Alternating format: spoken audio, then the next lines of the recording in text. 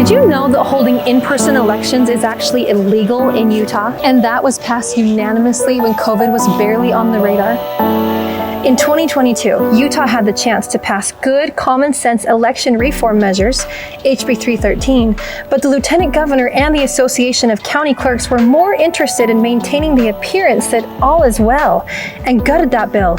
It ended up being a hodgepodge of good and bad. Does the removal of election accountability from the local level and the centralization of power back to the state level seem like the right direction to go to you? By understanding how we got here, you and I will be able to better engage our representatives to get real accountability and transparency back in our election systems. In the 2022 session, the original bill required first-time voters to include a copy of photo ID, additional identification information to be included with the return envelope of a ballot, all ballot drop boxes to have 24-hour video surveillance, that election officers not be able to use private funds, aka Zuck Bucks, for elections, the LG to do an annual voter registration audit, restricts access to election equipment and prohibits internet connections, requires increased record keeping.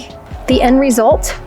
Remove the requirement for including photo ID unless a voter didn't show ID when they registered to vote.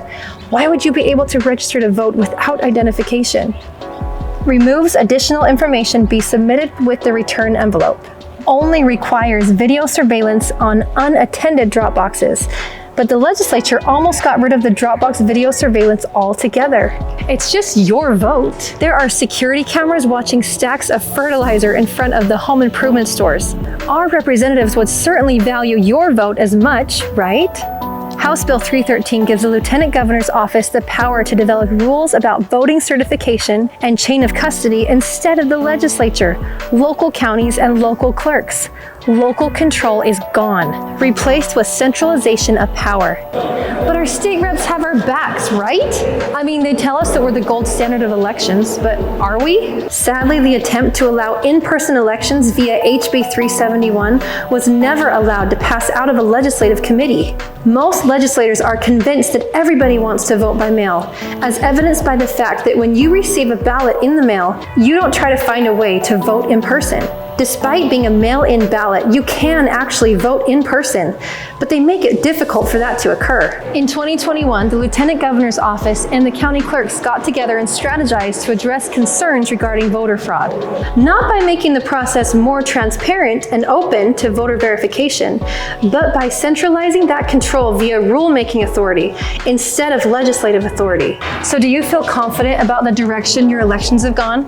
Loss of local control, transparency, and accountability has consequences. The good news is you can actually do something about it. Demand that your legislators return the ability to conduct primarily in-person elections. Voting in person, on paper, counted by hand in the precinct with absentee ballots for those who need them, allows every registered voter to verify the accuracy of the election within their own precinct. Working together, we can turn this around. Subscribe, get informed, and get involved.